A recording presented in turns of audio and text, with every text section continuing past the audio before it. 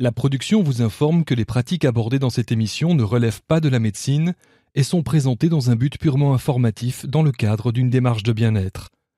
Elles ne peuvent en aucun cas se substituer à un avis ou à un suivi médical.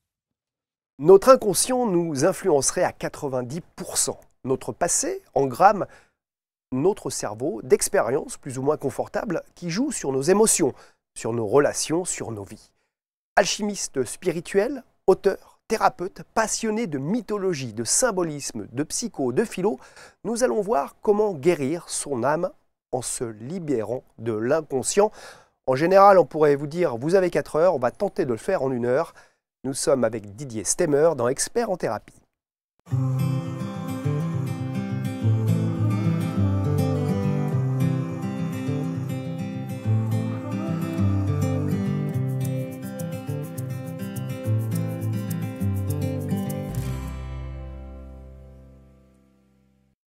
Bonjour Didier. Bonjour Thierry. Bienvenue de Strasbourg. Merci beaucoup. Pour venir nous parler de ce livre, Message d'Hermès. Nous allons y revenir, du plomb de l'âme à l'or spirituel.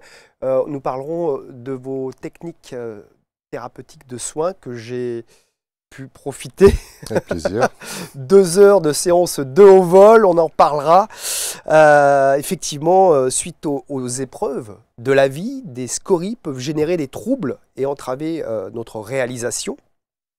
Nous avons donc aujourd'hui l'homme de la situation pour en parler. Il pratique les soins énergétiques depuis bientôt 12 ans et propose des libérations ciblées des traumatismes du passé avec une approche inspirée des anciennes traditions. Travail de libération de l'âme et de l'esprit, du cœur et du mental, avec sa façon à lui d'être un libérateur émotionnel. C'est un petit peu ça. Il pratique ce que les anciens nommaient l'alchimie spirituelle. Comment en êtes-vous arrivé à ces domaines, limite magie blanche parfois? C'est un long chemin déjà, hein, c'est difficile de le résumer en quelques minutes, mais effectivement ça fait bientôt maintenant 12 ans que je pratique les soins énergétiques. Et tout ça a commencé par une histoire un peu romancée pour ainsi dire. C'était une histoire d'amour. J'habitais toujours l'Alsace et j'habite toujours l'Alsace et je venais sur la capitale et puis on avait passé une délicieuse soirée avec cette femme-là. On avait fêté l'anniversaire de sa meilleure amie et ça s'est fini sur un gentil petit bisou assez symbolique, assez puissant. Et puis contre toute attente, je suis rentré chez mon ami chez qui j'étais hébergé. Et sans le savoir, j'ai fait un exercice de respiration ventrale assez puissant. Je me suis retrouvé à ressentir une boule de chaleur immense dans le plexus.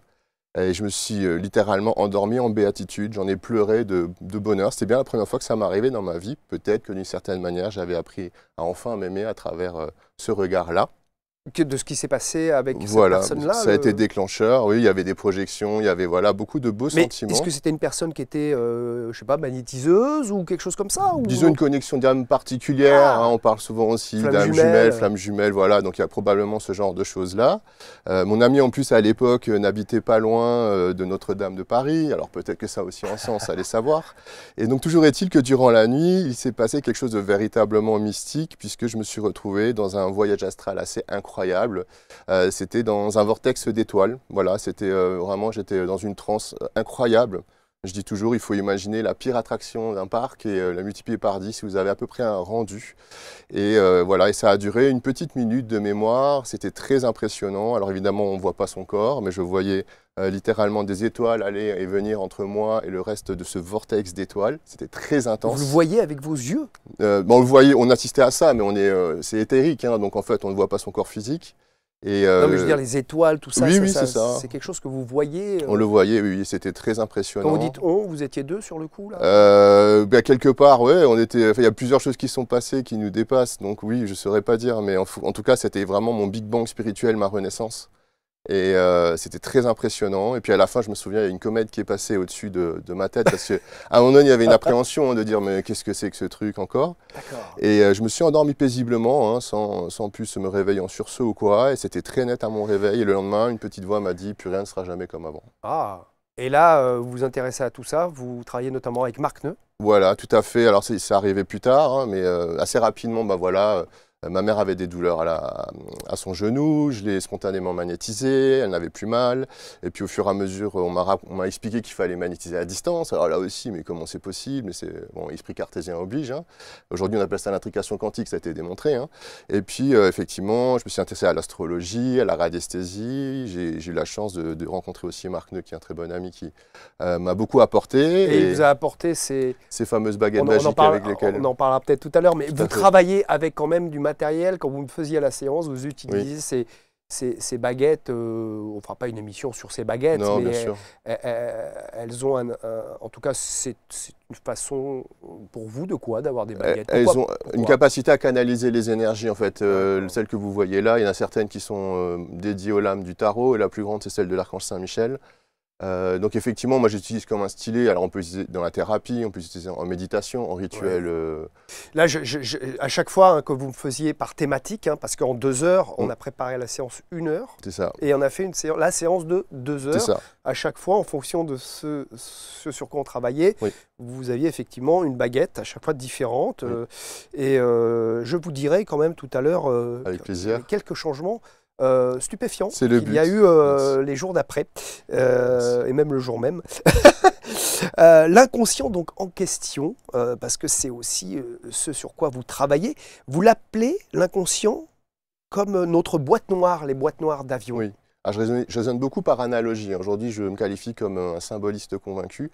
Et c'est vrai que l'importance de l'inconscient est capitale dans notre vie, dans notre destin. Carl Gustav Jung l'a amplement développé. Et au fil et à mesure, je me suis intéressé à ses écrits et à comprendre finalement la genèse de l'ombre en soi, pour ainsi dire. Quand on arrive, quand on va vivre, par exemple, dans notre vie, un choc émotionnel difficile, un traumatisme, il va s'opérer ce qu'on nomme aujourd'hui en psychologie une dissociation. Et la dissociation, c'est un comportement de survie que l'individu va opérer, comme si littéralement on cherchait à se soustraire à la situation difficile en se dissociant, en se divisant, et notre âme, notre conscience va se retrouver fragmentée en conséquence. C'est aussi pour ces raisons-là que, par exemple, les chamans font du recouvrement d'âme, puisque comme on est divisé dans notre fort intérieur, il est difficile de retrouver le sentiment d'unité.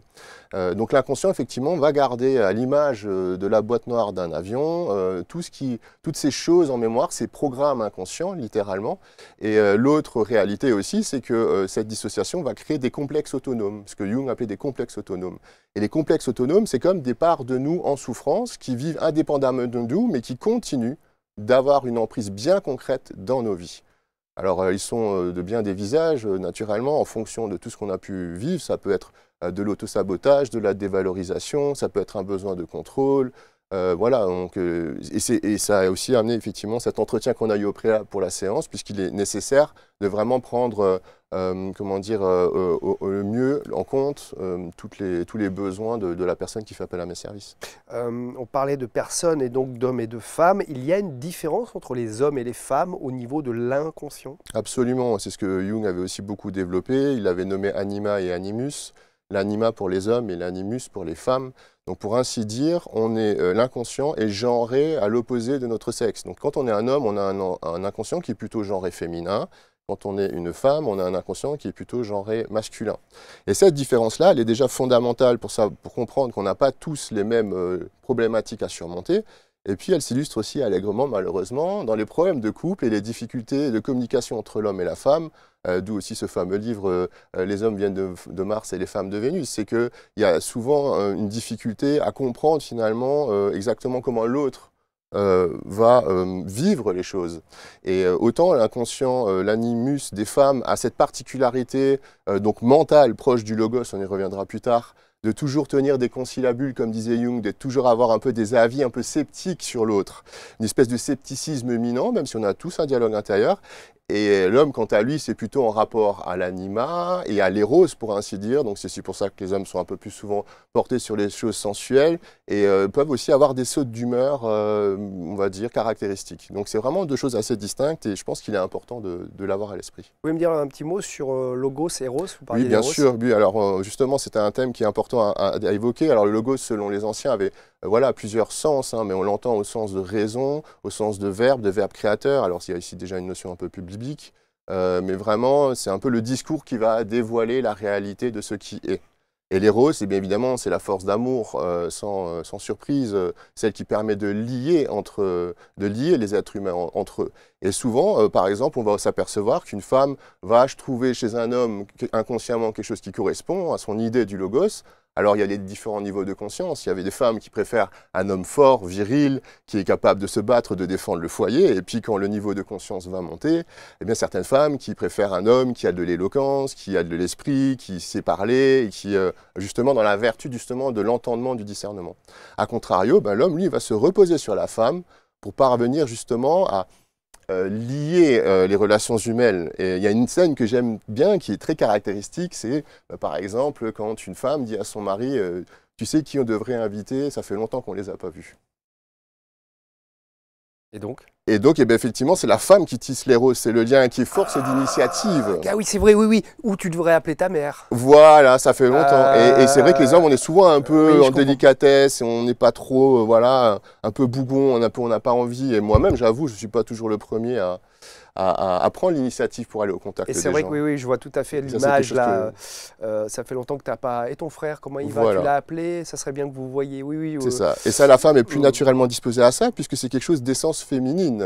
Et le mental est quelque chose d'essence masculine. Donc souvent, les hommes ont plus un côté, on va dire, pragmatique, pratico-pratique, qui dépasse un peu les femmes quelquefois. Et donc c'est vrai qu'on n'a pas la même dot du tout. Et ça, c'est important à le considérer. Donc autant chaque individu a son mental et son cœur, mais on va dire que les femmes travailleraient plus avec le cœur, vivraient plus avec le cœur, et nous avec plus le mental. C'est l'importance, vous le disiez, d'harmoniser le cœur et le mental. Et le cœur et la raison, hein. On peut souvent faire par exemple une belle rencontre qui va émouvoir notre cœur, et on va être rattrapé par la raison de se dire ouais mais bon, il y a tel et tel truc négatif qui ne nous plaît pas. Donc il y a une vraie nécessité d'harmoniser le cœur et le mental, et ça fait référence sans surprise aux deux fameux hémisphères du cerveau. Et donc, c'était Jung qui en parlait aussi à cette image-là, hein, c'est-à-dire qu'il y a les 4 fonctions caractéristiques de typologie jungienne, à savoir les pensées, les sentiments, l'intuition et la sensation. Et il y a toujours une fonction qu'on va plus utiliser que d'autres.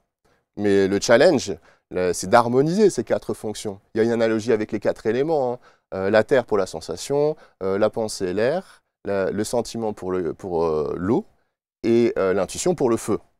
Et en langue des oiseaux, par exemple, on en parlera tout à l'heure, et je crois que c'est Luc Biget qui en parle, merci à lui, être fort, c'est être aligné dans les 4 éléments, parce que dans le mot fort, vous avez les 4 éléments. Le F du feu, l'O de l'eau, le R de la air et le T de la terre. Waouh! Merci. J'avais fait gaffe. Tu savais, Marc, ça? Feu, O, R, terre, F, O, R, T. Donc c'est être aligné. Que vous renvoie cette image, puisqu'on observe dans la nature que certaines parties de notre corps font référence, en tout cas au niveau visuel, à des éléments de la nature, d'autres éléments de la nature que nous-mêmes. Ce sont des analogies qui sont fondamentales à mes yeux. Et on arrive aussi sur un aspect très hermétique, hein, puisque l'hermétisme nous fait part justement de la similarité entre le microcosme et le macrocosme qui sont dans une résonance perpétuelle. Alors on l'a effectivement pour la ressemblance du cerveau avec le cerneau de noix. On l'a également naturellement pour l'empreinte digitale et celle d'un arbre. Oui, ça c'est un arbre qui a été tranché. Un tronc qui a été tranché, c'est toujours stupéfiant, on a vraiment l'impression que c'est la même chose. Il y a aussi les poumons avec les poumons également, effectivement, qui ressemblent à un arbre inversé. Qu'est-ce que ça nous raconte, ça, finalement? Ça nous raconte, en fait, qu'on est vraiment à l'image de l'univers. Hein, c'est un peu aussi cette histoire de dire que Dieu a créé sa créature à son image. Et il y en a encore une autre qu'on n'avait pas notée, c'était la similitude entre la course des atomes et la course des astres, qui est encore plus impressionnante. Puisque là, effectivement, on ne peut plus douter qu'il y a une résonance qui nous appelle au-delà du monde tangible et matériel comme on le connaît. Donc l'idée, c'est de parvenir à voyager en conscience, de parvenir à porter son regard au-delà des apparences. Alors avant je rappelle que vous êtes vraiment un thérapeute particulier à mon sens, et pourtant j'en goûte toutes les semaines des nouveaux, depuis 15 ans, donc vous avez une façon de faire très impliquée, où on en parlera un petit peu plus tout à l'heure, mais c'est vraiment de très très belles séances avec vous, Merci. comme avec plein de thérapeutes. Mais vous avez votre touche personnelle, et je vous remercie d'ailleurs pour cette expérience, Avec plaisir. dont on parlera peut-être en détail tout à l'heure. Mais je voulais quand même refaire un point sur votre livre. Bien sûr. Finalement, dans ces 300, 400 pages, message d'Hermès du plomb de l'âme à l'or spirituel, un gros bouquin, on se dit, oh là là, qu'est-ce qu'on va se manger? Et puis en fait, il y a 100 thématiques dedans, à l'intérieur. 100 thématiques, et dans ces 100 thématiques, à chaque fois, il y a en fait 3-4 pages, synthétisées avec votre culture, et vous en avez sur des domaines. En gros, quel est le sens véritable de la vie? Quel sens ont ces épreuves et ces défis, ces pièges et ces obstacles dressés sur son chemin? C'est les questions qu'on se pose. Je vous poserai des questions tout à l'heure, justement. En gros, la vie après la mort, destin libre arbitre, le monde d'après, c'est des questions que j'aimerais bien vous poser pour avoir vos réponses. Donc, des thématiques comme la méditation, le couple, on en a parlé, le libre arbitre, le sens de la vie. Là, il y en a une dizaine de thématiques, alors qu'il y en a 100 en tout dans le bouquin. Et moi, je pense qu'il n'est pas à lire de façon linéaire. Non, pas du tout.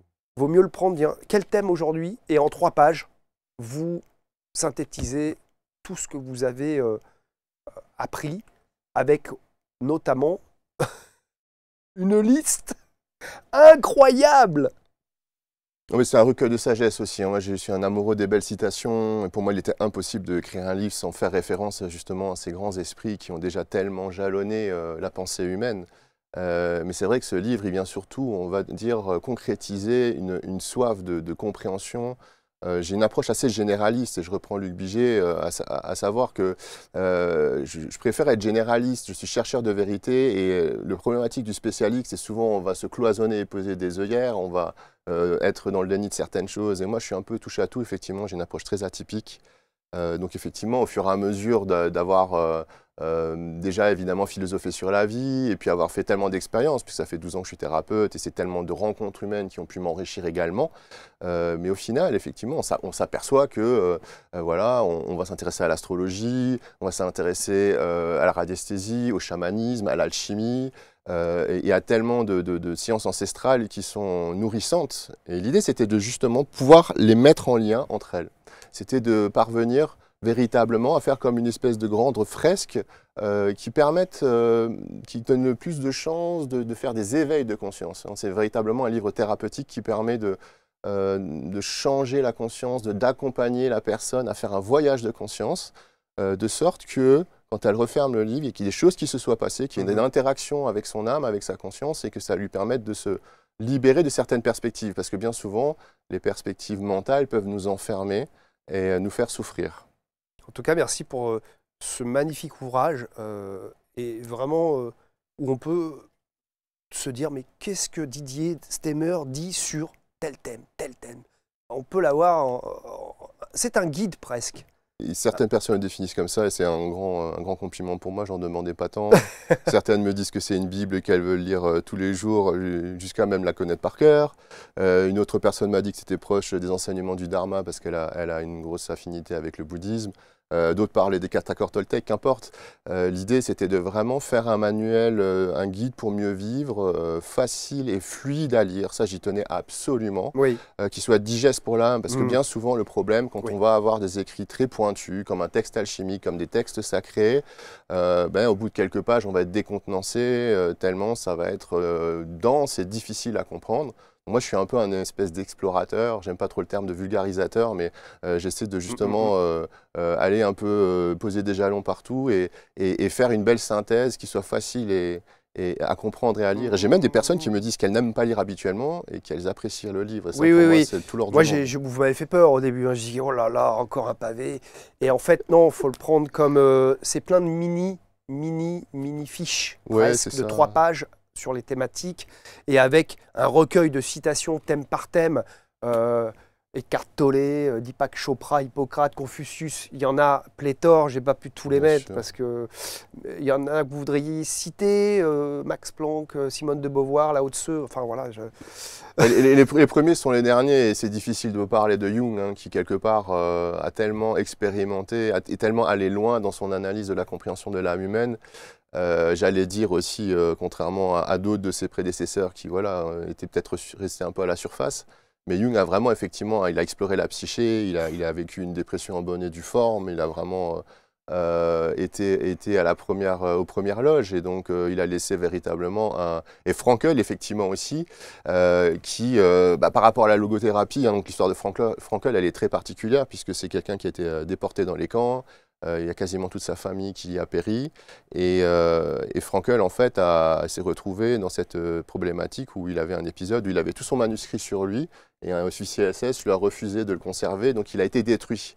Et Frankl a dû s'acharner et s'attacher à réécrire toutes ses mémoires, à reconstituer tout ce... C'était un psychiatre. Hein. Oui, c'était un psychiatre, tout à fait. Victor Frankl, vous pouvez nous définir la logothérapie, parce que quelque part, c'est une façon de faire aussi pour vous, oui, qui correspond, sans le savoir, je cite Frankl, lorsqu'on trouve un sens aux événements de sa vie, la souffrance diminue et la santé mentale s'améliore. Je crois avoir compris que, pour avoir lu un bouquin là-dessus, que la logothérapie, c'était aussi de prendre ses responsabilités en tant que femme et en tant qu'homme pour avancer dans la vie. Comment vous la définissez, cette logothérapie? Il y a la question du sens de nos épreuves et des événements. Et bien souvent, je m'en suis aperçu en thérapie, en consultation. Il y a toujours une part de la personne qui va refuser ce qui lui arrive, hein, que ce soit une maladie, que ce soit un événement difficile. Et ce manque d'acceptation va nous laisser à nouveau diviser. Et en étant divisé, on a beaucoup plus de difficultés à trouver un semblant de paix. Et c'est vrai que j'ai découvert Frankl encore assez récemment finalement, et pour m'apercevoir que je pratiquais un peu aussi d'une certaine manière pareillement, où en fait souvent en consultation on va d'une part travailler à libérer l'âme de ce qui l'afflige, le plomb de l'âme littéralement, c'est-à-dire ces fameux programmes inconscients, ces scories qui nous gâchent l'existence et qui sont autant de choses qui nous empêchent d'être respectueuses de nous-mêmes et de nous aimer. Et en marge de ça, j'ai toujours aussi, je mets toujours un point d'honneur à bien échanger avec la personne, de sorte que l'ego et le mental aient moins de grains à moudre. Parce que le souci, bien souvent, c'est qu'il y a une grande dialectique hein, qui date depuis toujours pour chacun entre l'ego et l'âme. Et quand on est dans un cercle vicieux comme tel, on a le fameux corps de souffrance décartelé qui est chargé en mémoire souffrante, et l'ego va rajouter de l'huile sur le feu. Et c'est bien le problème, c'est qu'on n'en finit jamais. Et dans le livre, notamment, je parle d'un enseignant taoïste qui s'appelle Serge Augier, qui explique la bonne gestion des émotions. Et nous, en Occident, le problème, c'est qu'on fait tout ce qu'il ne faut pas faire. Normalement, une émotion, comme elle arrive, elle doit repartir. Elle envoie un message, on en prend compte et on la laisse partir. Sauf que nous, avec l'ego qui procède par identification, on n'arrête pas de mettre de l'huile sur le feu, de dire, bah voilà, on appelle les amis, et tu sais pas ce qui m'est arrivé, et machin. Et là, on ressasse, et on rajoute, et on rajoute, et on rajoute. Et de sorte que l'émotion, en fait, plutôt que de nous quitter une fois qu'elle a fait son office, elle reste en nous jusqu'à impacter à un moment donné les organes et somatiser. Plutôt que de la vivre pleinement, souvent on dit, écoute, vis ton émotion, pleure, sois en colère, pleinement, comme ça, et ça passe. Plutôt que le faire, on appelle, on en parle à tout le monde, et en fait, on continue de l'abreuver. Absolument. Et il y a aussi l'éducation qu'on a reçue, malheureusement, hein, même si voilà, la plupart, les parents ont été bienveillants, mais l'idée de dire à un homme souvent, il ne faut pas pleurer, ou à des hommes et des femmes de dire... Et toute cette idée de garder les émotions enfouies en nous, ça les cristallise et ça les rend puissantes et néfastes dans nos vies. Alors... c'est vraiment quelque chose de terrible, puisque pendant des années, on nous a dit qu'il fallait être fort, qu'il fallait serrer les dents, qu'il fallait travailler dur. Et là, on est très proche aussi du martyre des judéo-chrétiens. Donc aujourd'hui, il faut aspirer justement à déprogrammer tout ça. Et apprendre à pleurer, à apprendre à exprimer nos émotions. Et ça permet évidemment d'avoir le cœur plus léger. Hein. Ce sont des images qui sont très fortes, avoir le cœur lourd ou le cœur léger. Moi, j'ai toujours été un amoureux des mots, de leur pouvoir et de leur magie. Et c'est aussi ça un peu le but de la logothérapie, c'est de littéralement essayer de libérer par le verbe. C'est ce que vous faites très bien, au-delà de votre protocole, en faisant appel aussi à, je ne sais pas comment vous les appelez. Directement, comme vous l'avez assisté, hein, on travaille avec l'archange Saint-Michel, l'archange Saint-Raphaël, qui sont les deux plus grands interlocuteurs, et puis directement avec le grand patron, on va dire. Et dans votre cas, ce que j'aime beaucoup, mais c'est votre marque de fabrique aussi, comme d'autres thérapeutes, attention, qui le font très bien, c'est que vous ne voulez pas changer la personne, vous ne voulez pas rajouter un programme, même s'il est très bien dans la personne, c'est plutôt enlever des problèmes, donc des programmes nocifs, donc des problèmes, sans intervenir sur la personne, mais plutôt nettoyer. C'est-à-dire vous ne mettez pas une couleur supplémentaire, mais vous enlevez les couleurs sombres, peut-être. C'est ça. Le principe de vie est inhérent et présent en chacun. Et je préfère largement, effectivement, déprogrammer que reprogrammer. Parce que reprogrammer, ça va avoir peut-être voilà, quelque chose d'un peu plus directif. Et je suis personne pour savoir si je donne une injonction qui va aller dans le subconscient, si elle sera encore valable dans 10 ans ou dans 20 ans. Donc je préfère amplement juste m'occuper de ce qui pose problème, le libérer. Et la nature fait très bien les choses, elle reprend ses places, elle sait bien mieux faire ça que n'importe qui. Donc oui, effectivement, attardons-nous simplement sur les zones d'ombre, mettons-y nous de la lumière, hein, c'est aussi un peu ça le processus alchimique. C'était aussi cette fameuse formule jungienne hein, de conscientiser les contenus inconscients. Donc, et les anciens parlaient aussi du hieros gamos, le mariage sacré, la rencontre de la lune et du soleil. Le soleil qui symbolise la conscience et la lune l'inconscient. Mais c'est toute une symbolique, donc effectivement, c'était toujours passionnant de s'apercevoir à quel point, quand on va commencer à trouver ces rouages, ces racines d'ombre, comme on l'a fait avec vous, hein, de faire un inventaire, finalement, une espèce de cartographie des racines d'ombre et de souffrance, pour méticuleusement, c'est comme une chirurgie éthérique, les enlever, les vider de leur substance, les unes après les autres. Les unes après les autres. Ouais, hein. ouais, on en a fait une vingtaine. Ouais, et puis il en reste, parce que c'est vrai que c'est quelque chose de science. Moi, j'ai une approche scientifique, j'ai un cursus scientifique pour la petite histoire, je suis très pragmatique. Et oui, donc il importe de ne rien oublier. C'est comme quand vous faites le ménage à la maison. J'ai toujours aussi cette habitude de dire que mettre la poussière sous le tapis, ça ne fait pas faire le ménage. Hein. Donc ça, c'est pour les gens qui restent souvent un peu dans une forme de déni. Et c'est pour ça que, avant même la séance de 2 heures, il y a 1 heure, plusieurs jours avant, pour justement faire remonter les choses, on va dire, à traiter. Comme moi, c'était peut-être la difficulté à faire des choix. Donc, vous allez enlever ça. Le côté de ne pas oser demander, d'être dans le sacrifice aussi parfois, me faire passer en second ou en troisième. Il y avait aussi, dans mon cas, si je n'ai pas quelque chose qui me passionne, je vais avoir du mal avec la routine. Il faut toujours que j'ai un truc assez passionnant. Donc, au bout d'un moment, si c'est un peu toujours pareil, je vais dire, bon, allez, je vais pas finir ou je vais passer à autre chose parce que c'est plus très passionnant. C'est ça. Alors moi, du coup, ça pose problème dans mon cas, des fois, de ne pas finir les choses. Et donc, vous avez travaillé de faire en sorte que, même s'il y a un peu de routine, je continue quand même, à moins que ce soit vraiment, quand j'ai plus vraiment envie du tout. Mais voilà, vous arrivez sur plein de thématiques que vous faites ressortir lors de la séance 1 pour nettoyer. Et en plus, c'est des thèmes qu'on a retrouvés dans votre thème natal. Hein. C'est toujours assez passionnant de voir que la réalité de l'individu correspond à la réalité des astres. Et effectivement, chez vous, il y a un soleil uranien qui demande cette exaltation perpétuelle, cette intensité. À contrario, dès qu'il y a une perte de vitesse, il y a moins d'intensité, de plaisir et d'exaltation. Ça signifie littéralement une espèce de petite mort. Et quand on parlait avant de tout à l'heure aussi d'essayer de guérir par le verbe, c'est de méditer sur l'ombre et la lumière de toute chose. L'exaltation peut avoir un côté vertueux et lumineux, mais aussi un côté plus sombre, tout comme la routine.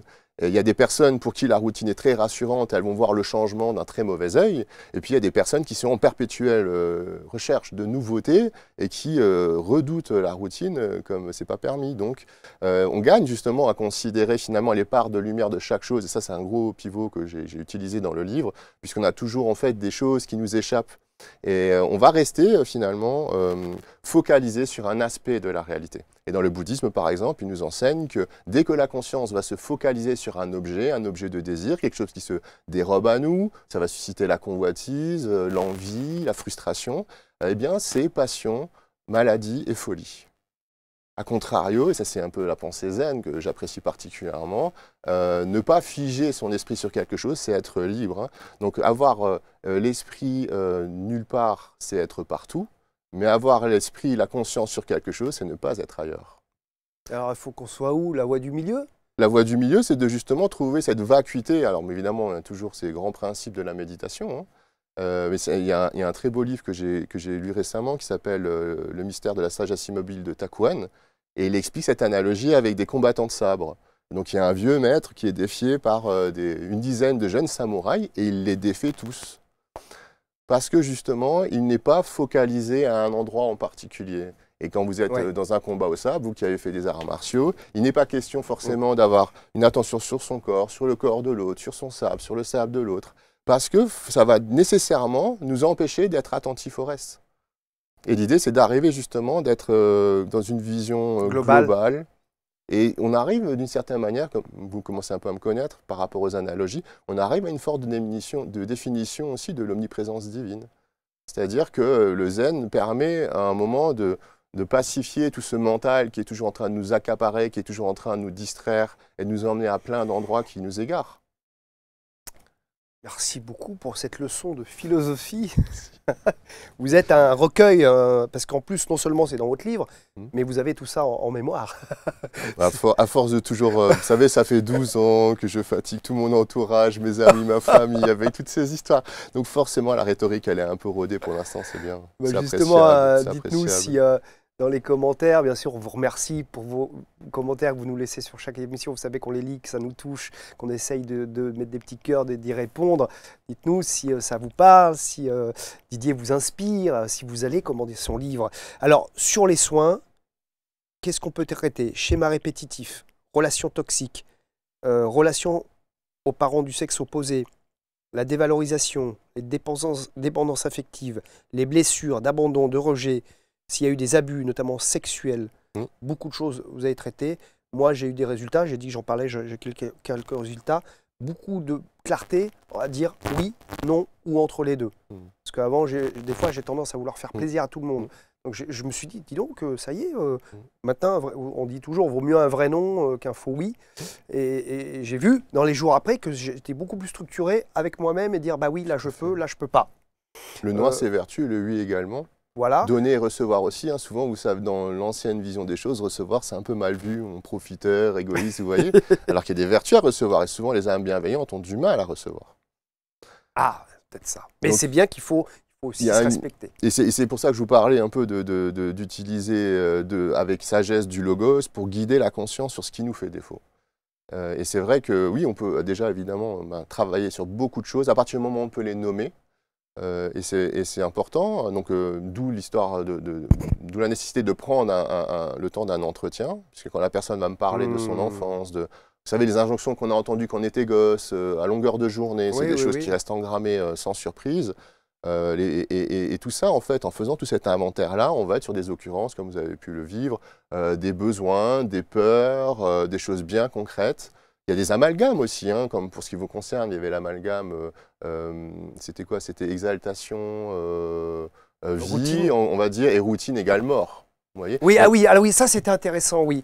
On avait dit l'exaltation, quand je suis dans la passion, donc vous sentez la vie, voilà. Donc c'est OK. Et quand vous vous ennuyez, c'est une forme de mort littérale. Donc quelque part inconsciemment, je ne veux pas mourir, donc si moi je suis dans la routine, mon cerveau croit que je vais mourir, donc il fuit la routine. Oui, c'est ça. Il y a une réaction de fuite et il y a une réaction de survie.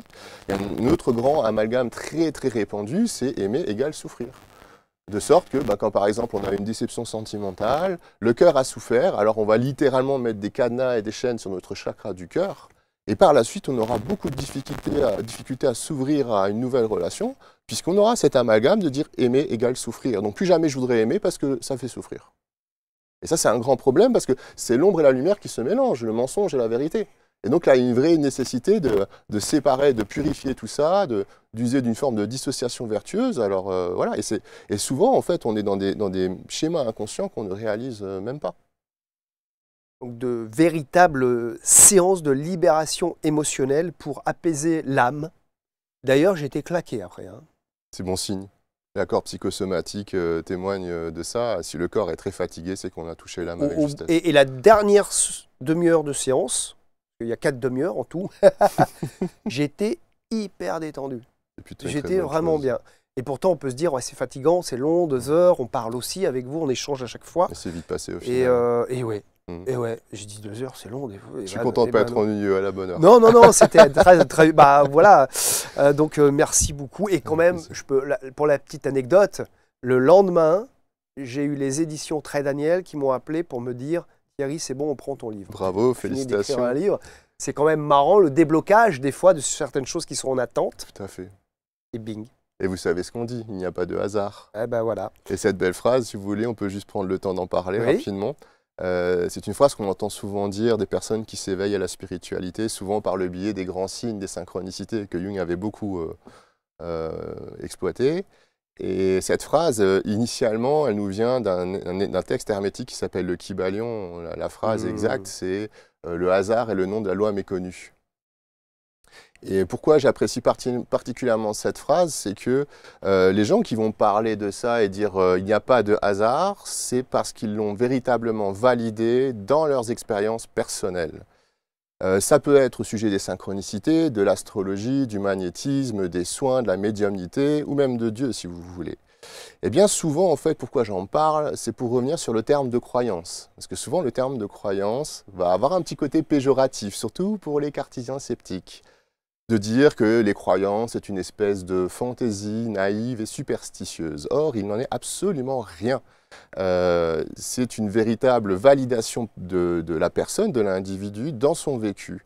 Et à force d'avoir constaté maintes et maintes fois que, par exemple, les synchronicités existent, qu'il n'y a aucun hasard, que l'astrologie est toujours pertinente quand elle est bien faite, je ne vous parle pas évidemment des horoscopes à la radio ou dans les magazines féminins, que, par exemple, les soins énergétiques, pareillement, ont leur efficacité, etc., etc., à ce moment-là, ce n'est plus une croyance un peu superstitieuse, aveugle, et c'est plutôt, pour moi, une forme de savoir. Et je rebondirai sur cette fameuse interview que Carl Gustav Jung avait donnée. On lui demandait s'il croyait en l'existence de Dieu, et il a conclu « Je ne crois pas, je sais ».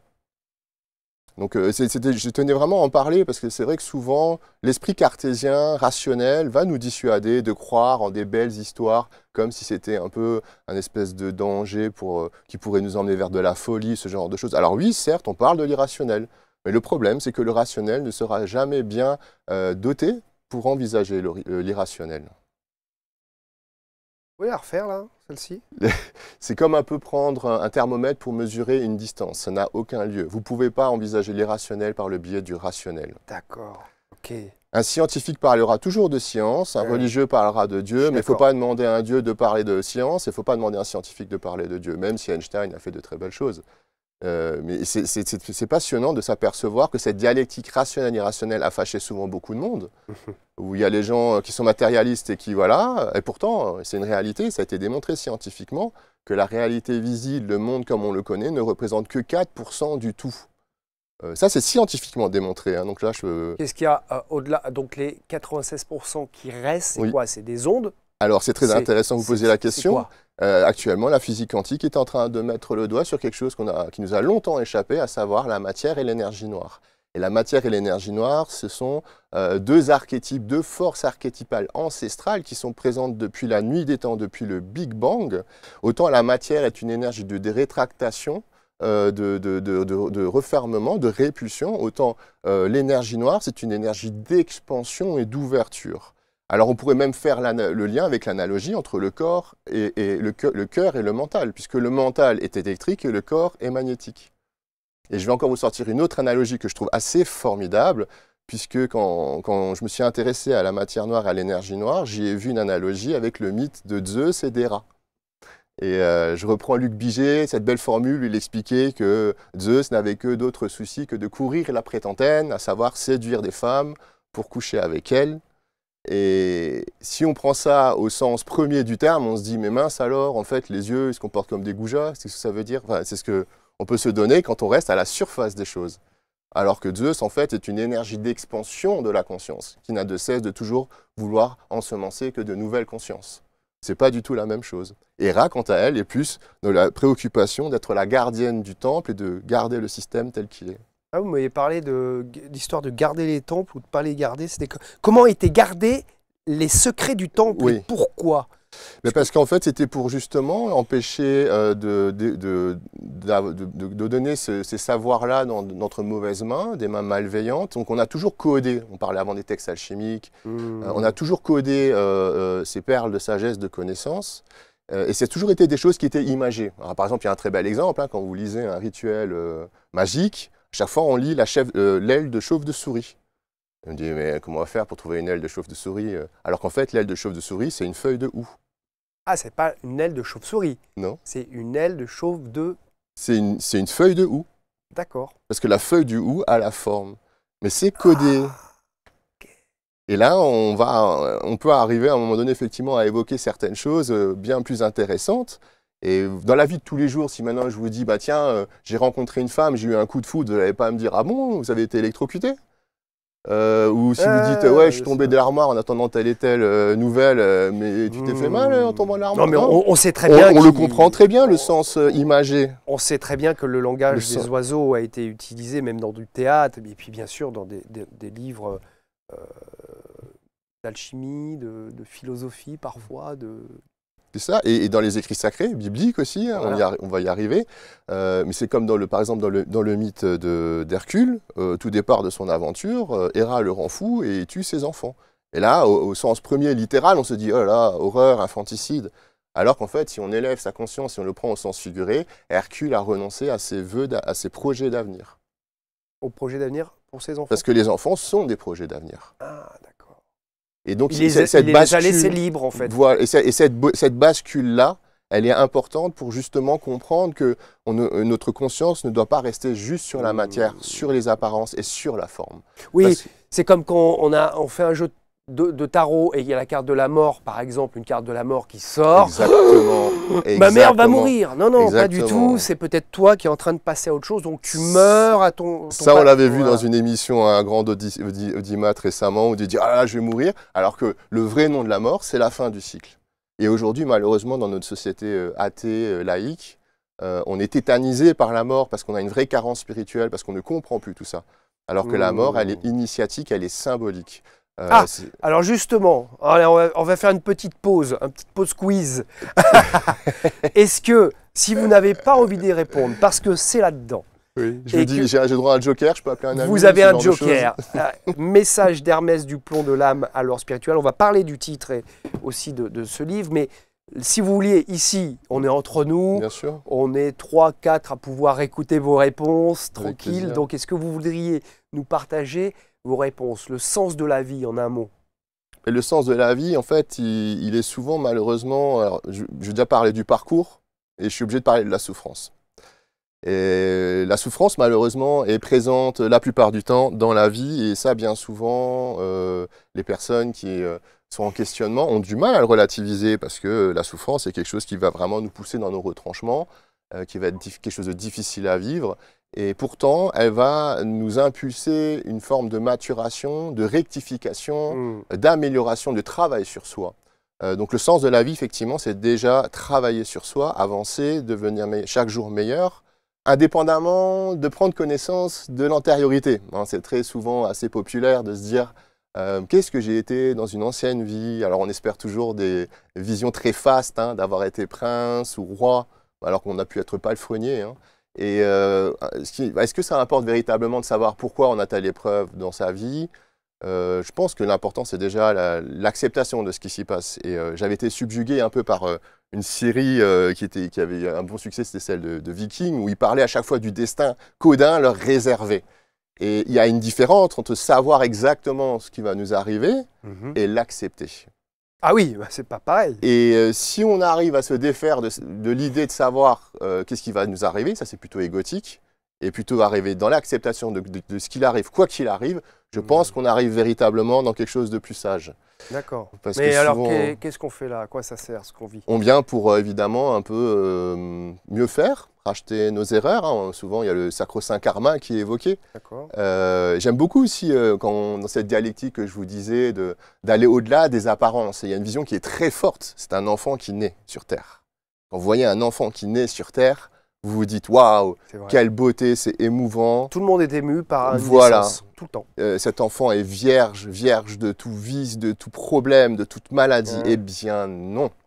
L'enfant, il vient déjà avec son karma. L'enfant a déjà vécu par avant. Et donc, contre toute attente, malgré cette vision angélique parfaite, magnifique, d'un amour incroyable, d'un espoir, eh bien, il a de toute manière, quoi qu'il arrive, lui aussi, ses épreuves qui l'attendent. Aussi mignon qu'il soit. Voilà, c'est ça. Et cet enfant aura, vous avez vu la transition, elle est magnifique. Cet enfant aura-t-il un destin Ou aura-t-il le libre arbitre? Alors effectivement, souvent dans le destin, et j'en parle dans le chapitre du livre dédié au destin, il y a deux grandes écoles qui s'affrontent. Il y a le déterminisme et le libre arbitre. Le déterminisme nous dit que tout est déjà écrit d'avance, qu'il n'y a rien à y faire, on ne peut rien y faire. Et puis il y a le libre arbitre qu'on nous dit on peut tout faire si l'on veut, et voilà. Les deux sont à relativiser, et de mon point de vue, le destin c'est surtout déjà une alliance entre les deux.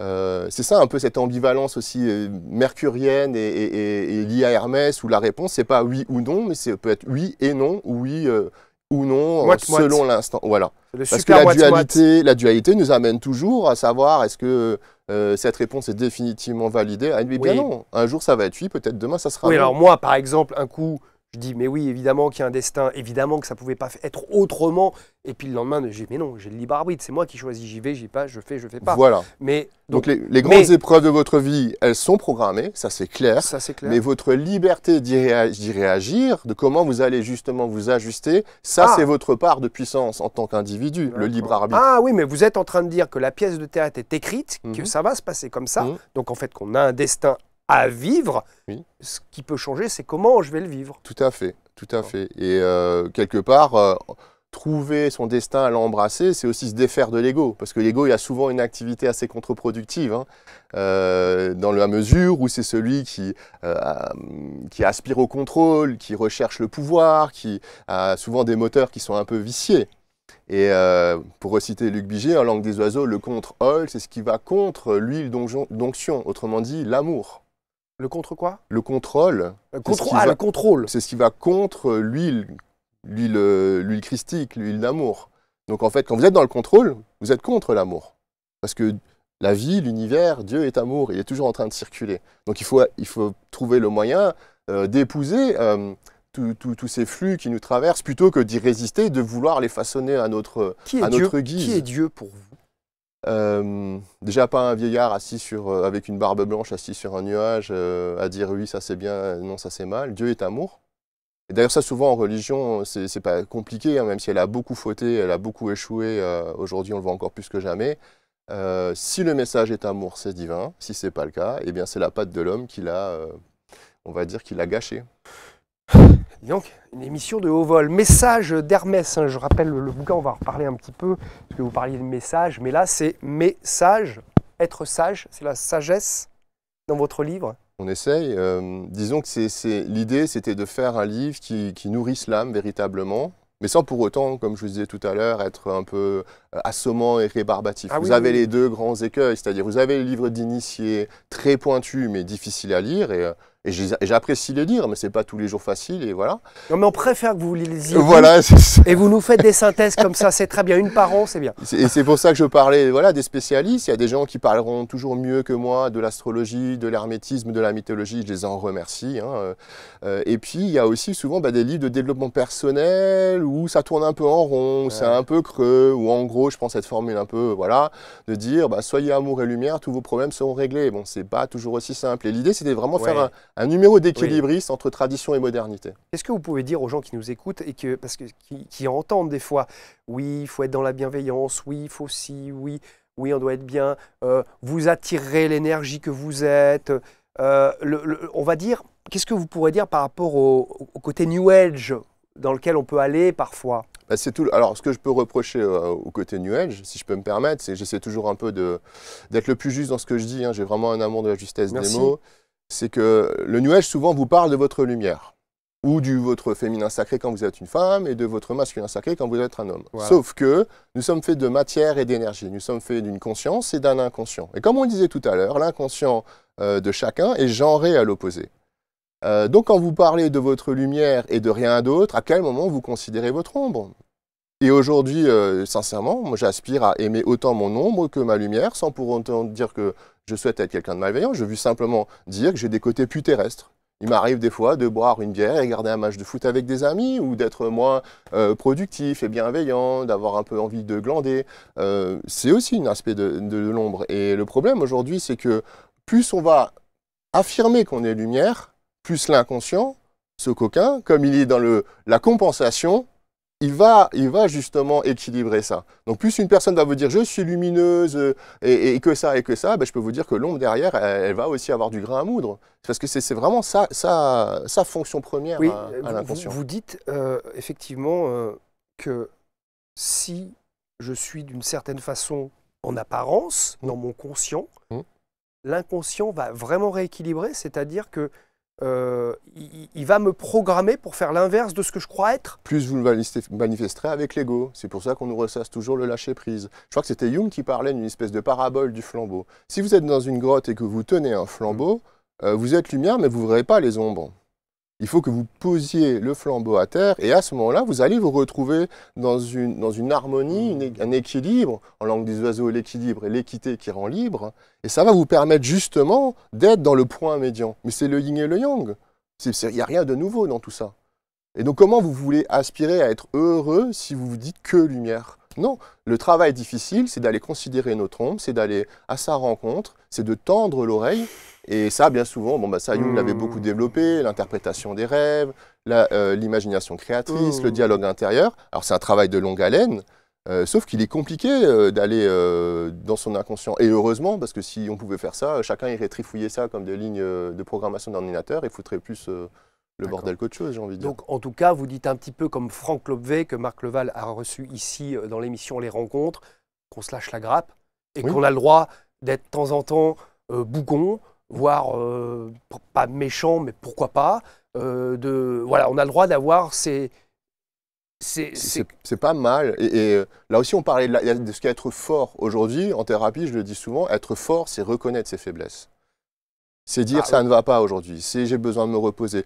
C'est souvent aussi malheureusement le cas des femmes avec la charge mentale, avec tout ce qu'on leur demande. Si en plus dans un couple où elles ne sont pas véritablement considérées comme elles le mériteraient, bien à un moment, évidemment, la vraie force, c'est de dire aujourd'hui je suis faible. Mais c'était paradoxal, puisqu'on n'a pas arrêté de nous dire il faut être fort, il faut serrer les dents, il faut aller au charbon, il faut travailler dur. Donc il y a un équilibre, et cet équilibre, c'est à nous de l'introniser, c'est à nous de le trouver. Et aller vers son ombre, c'est ça, c'est véritablement la regarder dans les yeux, danser avec elle et l'embrasser, plutôt que de lui faire la guerre. Et ça, c'est vraiment une chose qui est terrible, parce que dans notre société, alors j'anticipe un peu aussi sur la vie après la mort d'une certaine manière, mais pas que, en langue des oiseaux, l'âme hors. L'âme hors du corps. Voilà, donc ça parle comme l'âme atière, donc ça c'est Patrick Buran-Sénas qui en parle très bien. Et c'est vrai qu'aujourd'hui, on est dans une société où la mort est devenue un croque-mitaine ingérable, et la peur également, avec tout ce qu'on vit actuellement encore plus. Donc aujourd'hui, c'est vrai qu'il y a une vraie nécessité de comprendre ce que c'est déjà littéralement la mort. Et la mort, dans le chamanisme, c'est exactement ce qui nous inculque, c'est véritablement la fin de cycle pour la régénération. C'est la mort initiatique. Par exemple, dans le mythe de Narcisse, Biget en parle très bien, il nous explique que Narcisse est mort jeune parce qu'il a appris à se connaître. Et là, on se dit, oh là là, pauvre chou, quel drame. Mais non, en fait, il est mort à ses anciennes représentations. Et ça concerne souvent le signe du cancer, qui est un peu nostalgique des mémoires et de tout ça. Et donc, mourir à ses anciennes représentations, c'est déjà ça, le processus initiatique. C'est pas une mort biologique. Oui, mais alors, si on a une mort biologique, oui, qu'est-ce qui se passe pour nous après? Eh bien, figurez-vous, c'est comme ça qu'a commencé mon parcours. Moi, même si aujourd'hui je parle de Dieu complètement décomplexé, je séchais le catéchisme avec la bénédiction de mes parents, je ne voulais rien savoir parce que j'avais l'impression qu'on me dit « prends ce chemin, tu trouveras ces réponses ». Je dis « non, je prendrai mon chemin ». Et donc je me suis retrouvé de fil en aiguille avec des anecdotes de personnes qui avaient perdu des êtres chers, et tous me faisaient état d'épisodes paranormaux, de choses qui n'étaient pas rationnellement explicables. Et là, j'ai eu une évidence de me dire que la mort du corps, ce n'est pas la mort de l'âme ou de l'esprit. Il y a quelque chose après. Il y a Céline Franou qui en parle très bien, qui est une personne avec qui on travaille sur ABC Talk et qui est en tournée d'ailleurs, la tournée Cœur à Cœur, et qui communique d'une façon tellement extraordinaire avec les défunts qu'on ne peut que accepter. C'est ça. Et c'est ça qui est beau, c'est que finalement, l'amour est plus fort que la mort. C'est souvent l'inverse qu'on a peur dans une société à nouveau laïque, qu'on a un manque de spiritualité. Et c'est ça qui est intéressant de relever, c'est que l'amour est plus fort que la mort. Parler de société, notre société, on parle aussi beaucoup du monde d'après, une société qui va peut-être basculer, périclite, qui va changer, qui doit muter, qui va obligatoirement muter. On parle de décroissance, soit on va se la prendre en pleine figure, soit il va falloir commencer à décroître. C'est quoi pour vous le monde d'après? C'est le monde d'après... Un monde plus humain. Ça fait des années qu'on s'aperçoit que le capital et l'humain sont opposés. On est en train d'en revenir. Maintenant, aujourd'hui, c'est vrai que j'aime appeler un chat un chat. Hein. Les anciens appelaient ça l'apocalypse. Et certains sont déjà convaincus qu'on est en train de le vivre, et j'en fais partie. Les hindous parlaient du Kali Yuga, l'âge fer, l'âge de sombre, la période de l'humanité durant laquelle l'être humain n'a jamais été aussi éloigné de Dieu. Où les vices sont des vertus et les vertus des vices. Où les rois sont considérés comme des voleurs et les voleurs comme des rois. Donc cette caractéristique de l'inversion, elle est tout à fait en résonance avec ce qu'on nomme communément le mal ou le diable. Vous parlez de Dieu et il y a un messager des dieux, c'est Hermès. Tout à fait. Le mythe d'Hermès, donc le voyageur d'entre les mondes. Messager des dieux et des dieux, des voleurs, capable de guider ou d'égarer, de révéler ou de cacher. Alors lui, on ne peut pas trop lui faire confiance. Alors je l'adore, justement en fait, pourquoi je l'adore? Parce que son mythe est très, très enrichissant. Il va véritablement nous exposer à merveille déjà la fonction mentale, hein, puisque Hermès chez les Grecs ou Mercure chez les Romains. Il faut déjà savoir d'emblée que pour les astrologues contemporains, Mercure est une planète neutre. Mais pour les anciens, Mercure était une planète équilibrée. Je pense que la nuance, elle est quand même assez appréciable. Et donc, comme vous le dites, Hermès est capable déjà de voyager entre les mondes. Il est psychopompe. Et donc, vous avez le monde ordinaire ou l'enfer. Vous avez le monde de l'âme et le monde de l'esprit. Le souci, c'est que quand notre mental nous laisse, on va dire, bornés à un seul monde. Et donc, les conditions de naissance de son mythe nous donnent beaucoup d'indications. À savoir que Hermès est né dans une grotte sombre, dans une caverne sombre. Et quelques heures après, à peine, il a dérobé une partie du troupeau d'Apollon, qui appartenait à Apollon, dieu du soleil. Donc il y a déjà une dialectique ombre-lumière qui s'instaure. Et pour ne pas dire connaissance, savoir et ignorance. Et comment il a réussi ce méfait? En inversant les traces des sabots des bœufs. Et l'inversion est typique du mental. Parce que souvent, en fait, par exemple, c'est pas de ma faute, c'est la faute de l'autre. Et donc, ce sens, quand on parle du sens de la vie, c'est aussi le sens du mental. Et la nécessité de justement bien orienter à chaque fois la conscience, que ce soit dans le livre ou par le logos, de justement donner la bonne orientation. Donc, comme vous le disiez à juste titre, c'est le messager des dieux, mais c'est aussi le dieu des voleurs. C'est un fripon divin, il a une ambivalence, on ne sait jamais trop vers où il va aller. Il est capable de guider les voyageurs comme de les égarer, il est capable de révéler comme de cacher. Et ça m'a beaucoup inspiré dans la mesure où la vraie question aujourd'hui, c'est d'accompagner, le vrai challenge, c'est d'accompagner les gens en conscience, ce que j'ai essayé de faire de mon mieux dans le livre, de les accompagner en conscience vers des points de la réalité qu'ils n'avaient jamais encore considérés. Je prends un exemple tout à fait, on va dire, concret, contemporain. Si par exemple ma petite amie me quitte, pour moi, ça sera une perte et une souffrance incroyable. Mais par contre, la personne qui va retrouver une relation avec elle, pour lui, ça serait quelque chose de positif. Si je perds mon emploi, pareillement.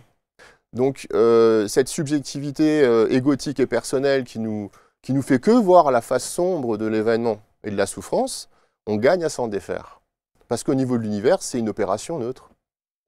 Et comprendre qu'un jour on gagne, un jour on perd, un jour on vit, un jour on meurt, et apprendre à mourir. Aujourd'hui, le problème, on ne sait plus mourir. Ah oui, mon instructeur de soins égypto-esséniens me disait les gens ne parle pas assez de la mort. Elle est diabolisée. Aujourd'hui, elle est diabolisée.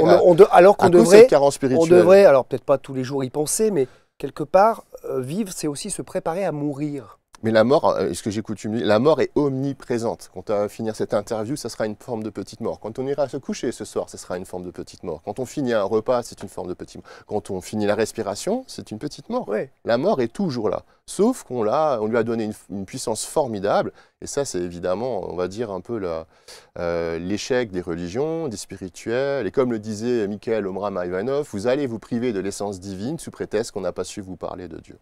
Et c'est bien dommage. En tout cas, vous nous parlez de Dieu, entre autres, dans les messages d'Hermès, du plomb de l'âme, le plomb de l'âme. Hein.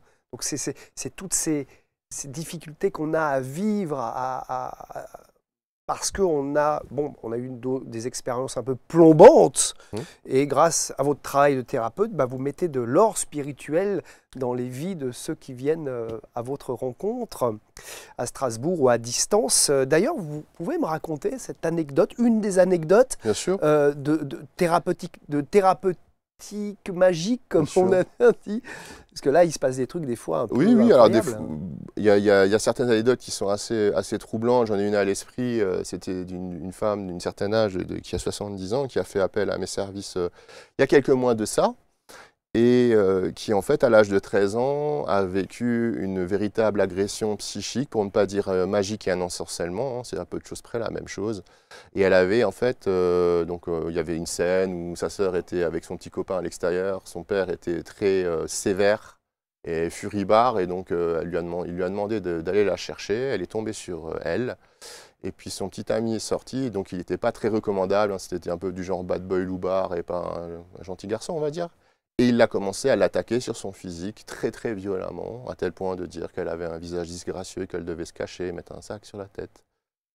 Et 50 ans après, ces mots-là, en fait, agissaient encore sur elle. Elle me confessait qu'encore tous les jours, elle se regardait plusieurs fois dans le miroir, qu'elle avait eu plein de problèmes de santé au niveau de la trachée, au niveau des poumons, au niveau de la gorge, de la langue. D'accord.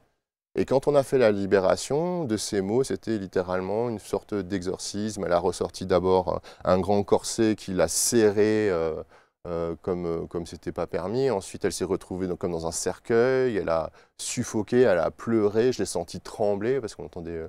Et après coup, elle a pu respirer comme jamais, profondément, comme ça lui est pu arriver depuis, je crois, malheureusement, 50 ans. Donc effectivement, il est bon de ne jamais souhaiter du mal à autrui, parce que si un jour il se réalise, on sera partie prenante au niveau du karma.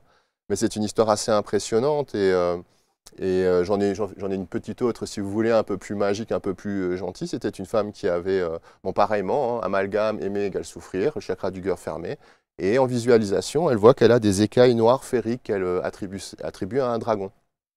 Donc je passe par l'archange Saint-Michel pour défaire ça, et puis elle voit littéralement une épée qui essaie de faire sauter l'écaille comme dans un cadenas. Et là, le dragon, il rigole un peu en disant « c'est pas comme ça que tu vas y arriver, Coco ». Et là, je lui réponds avec bienveillance, je lui dis « on va y aller en douceur, la question c'est pas de rentrer en conflit, d'attendre un rapport de force ». Et là, ensuite, il a tiré sa révérence, il s'est mis de côté comme ça, et puis il nous a salué, il a fait un clin d'œil, et il était satisfait. Et c'était très beau, parce que c'est des moments magiques, c'est des anecdotes de thérapie magique. J'essaie de temps en temps en faire état, parce que on est au cœur du sujet. Et quand quelqu'un vous entend, vous raconte un truc comme ça, il est complètement perché. Lui, c'est quoi, c'est un dragon? Comment on peut... Quelle est la réalité tangible? Je comprends, mais là, en fait... Moi, je l'ai senti, j'ai vécu des choses avec vous. Ouais. Je l'ai senti, l'énergie, tout au long des 2 heures, des choses qui se passaient. Et après, j'ai vu le résultat. Mais là, on vous entend raconter une histoire de dragon. Oui, mais après, en fait, on parle du monde imaginal d'Henri Corbin. Pour les chamans, l'imaginaire, l'imagination est un monde tout aussi concret, voire plus que le monde physique comme on entend le vivre ici et maintenant. Et c'est bien notre carence, notre défaut à nous occidentaux de dire que l'imaginaire, c'est quelque chose, c'est de la fantaisie. Hein. Bon, après, je ne tiens pas ça forcément... comment dire, je ne vais pas l'attribuer forcément à Descartes, mais à partir du moment où on dit « je pense, donc je suis », on a oublié l'âme. Et le déni de l'âme, c'est une définition du mal à mes yeux. C'est-à-dire que on est donc l'imaginaire, et ça Jung l'a énormément développé, la puissance du symbole dans les rêves, ou même il y a des thérapeutes qui travaillent, et j'en fais partie aussi, en rêve éveillé. C'est-à-dire que vous avez une situation, on l'a aussi fait à un moment donné, vous avez une situation, vous allez visualiser. En fait, l'imaginaire, l'imagination est porteuse de symboles. C'est un langage direct avec l'âme. D'accord, avec l'inconscient aussi. Voilà, donc dire que c'est une fabulation, une fantaisie, c'est complètement faux. Et d'ailleurs, il faut savoir que les premiers scientifiques, il y a plus d'un siècle, quand ils ont trouvé les chamans, ils les ont pris pour des fous et des psychotiques. Maintenant, je pose la question de savoir qui est fou et qui est psychotique. Et merci beaucoup, Didier Stemmer, d'avoir été avec nous. Message d'Hermès du plomb de l'âme, alors spirituel, guide ou Bible. Vous ferez... dans les commentaires, vous nous donnerez votre avis, en tout cas au moins sur cette émission, avant d'acheter le livre. Didier, est-ce que, le temps a passé. Oui, bien sûr. Et est-ce que vous vouliez aborder un dernier point avec nous, avec vous? Oui, alors autant on a parlé de Dieu avant et c'est pas non plus quelque chose, un élément qui est très exagérément présent. J'ai pas envie de dissuader les gens qui sont un peu sceptiques par rapport à ça. Mais je tiens quand même à en parler effectivement, parce que bien souvent, et j'avais une consultante récemment qui me disait ah je prie les anges, les archanges et l'univers. Je faisais la remarque, vous relevez que vous utilisez un terme scientifique pour parler du grand patron. Elle me dit tiens oui c'est marrant, c'est curieux. Et le souci aujourd'hui, vous savez, avec tout ce qui se passe actuellement encore plus, c'est qu'on a été complètement dissuadé, jusqu'à même prononcer et entendre son nom. Combien de fois, quand je dis Dieu, les gens sont là, ils ont une réaction urticante, ils ont le poil qui se dresse.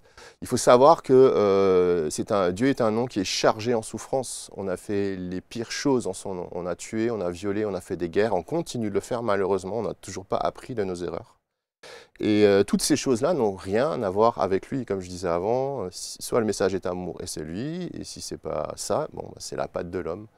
Donc aujourd'hui, je pense qu'il y a vraiment une nécessité de trouver le courage d'enlever, de libérer toutes ces mémoires de souffrance. Hein. À nouveau, on a été brûlés sur des bûchers, on nous a traqués, il y a eu l'Inquisition, il y a eu les croisades, il y a eu les pires horreurs. Mais ça, c'est l'homme par son libre arbitre qui a perpétré tout ça. Donc aujourd'hui, je pense que la vraie nécessité par les temps qui courent, dans tout ce qu'on vit actuellement, la période incertaine, chaque jour un peu plus, c'est de déjà justement considérer notre âme, notre vie intérieure, se rapprocher de lui, de prier. Et je ne dis pas ça par bigoterie ou prosélytisme, j'appartiens à aucune obédience. J'apprécie autant le bouddhisme que l'hindouisme, que l'islam, que les catholiques. Ce n'est pas la question. Voilà. Vous pouvez juste en 3 mots sur chaque phrase, ces questions que vous nous aviez préparées, est-ce qu'il faut tendre l'autre joue? Alors justement, on arrive dans cette perspective, est-ce qu'on va interpréter les choses littéralement, au premier degré, ou est-ce qu'on va les comprendre au sens figuré en élevant un peu notre conscience? Et ces beaux exemples que vous nous présentez là, je vous en remercie, sont tous sortis extraits de la Bible et sont tous mécompris. Donc bien souvent, quand on dit « oui, il faut tendre l'entrejoue », mais ça va pas, je ne suis pas masochiste, et puis qu'encore, alors qu'il est question de réagir avec la face de son âme. C'est-à-dire? C'est-à-dire pas avec l'ego. Oui, mais si quelqu'un m'a fait une crasse, je ne vais pas lui demander de m'en faire une deuxième. Non, mais après la question c'est évidemment pardonner, c'est pas d'aller partir en vacances avec lui et de faire comme si rien ne s'était passé. Évidemment. Mais réagir avec la face de l'âme, c'est de justement désamorcer l'ego, parce que l'ego est toujours là. Alors l'ego, c'est l'ancienne loi du talion. La vengeance. Œil pour œil et dent pour dent, et Gandhi rajouté, et le monde finira aveugle. Une femme doit être vierge. Alors ça, c'est une très belle question, qui est extrait des Mystères de la femme d'Esther Harding, que je vous recommande, qui est un livre formidable, et qui explique ce qu'est une femme vierge, là aussi, pas au sens littéral, au sens premier, à savoir biologiquement. Et elle explique en fait que lorsqu'une vierge a un premier rapport sensuel avec un homme, elle devient femme, et quand elle accueille Dieu en son sein, elle redevient vierge. Pour ainsi dire, la vierge est une femme qui est affranchie de l'homme et du masculin pour se réaliser. La femme doit obéir au mari. Alors là, il y en a qui vont nous écouter. Là aussi, évidemment. C'est une question qu'on se pose. Hein, c'est souvent comme ça, voilà. Mais on l'a déjà entendu. La Bible, c'est misogyne. Voilà. Non, rien à voir. C'est deux niveaux de l'analogie. La femme, c'est le corps. Le mari, c'est l'esprit. C'est le corps qui obéit à l'esprit. D'accord, donc c'est l'inverse. En fait, les hommes devraient obéir à leurs femmes, vous êtes en train de me dire. Il n'a pas dit. Les femmes sont souvent de bons conseils, mais on a du mal à les entendre. Et puis, il y a une vraie nécessité d'arriver à mieux dialoguer, parce que c'est vrai que c'est jamais facile, mais c'est là qu'il y a un challenge. Hein. Les femmes nous grandissent par leur présence, parce qu'elles nous apportent des choses qui nous font défaut, et inversement. Et c'est ça qu'il faut avoir à l'esprit. Il faut se tenir à la droite de Dieu. Qu'est-ce que ça veut dire? Alors ça, c'était quelque chose de terrible, dans la mesure où on a banni, on a maudit des générations entières de gauchers. À cause de cette parabole très mal comprise. Et en fait, il ne fallait pas comprendre à la droite de Dieu, mais dans la droiture de Dieu, dans le sens de se rectifier, de travailler sur soi, de devenir chaque jour meilleur. Et heureux les simples d'esprit. Alors celle-là aussi, souvent, elle est assez cocasse, puisqu'on va dire, ah bah du coup, ça veut dire que plus je réfléchis, plus j'ai intelligent, et plus je suis malheureux. Et donc l'imbécile, il sera plus heureux et... Évidemment, ça n'a rien à voir. Le simple d'esprit, c'est celui qui est parvenu à garder l'unicité dans son esprit, qui n'est plus divisé. Divisé parce que le mental a le propre de diviser, justement. Parce que quand on pense, on est déjà en division. Et pour ainsi dire, c'était Patrick Buran-Sénas qui expliquait que quand un zen, quelqu'un médite, il va faire de l'alchimie. Si vous devez retenir 3 mots, je le recite, silencieux, immobile et aligné. Aligné, le feu divin.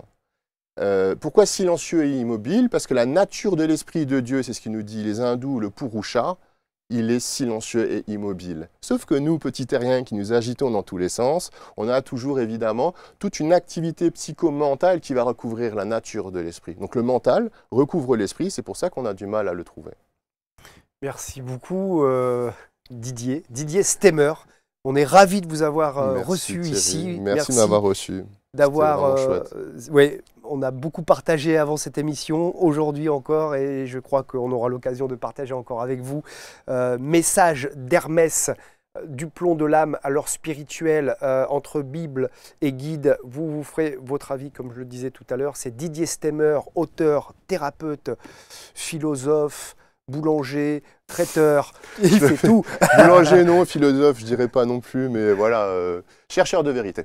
Merci beaucoup d'avoir été avec nous Didier Stemmer. Merci Thierry. À vous de jouer dans les commentaires. Si vous avez des questions à poser à Didier, il vous répondra certainement.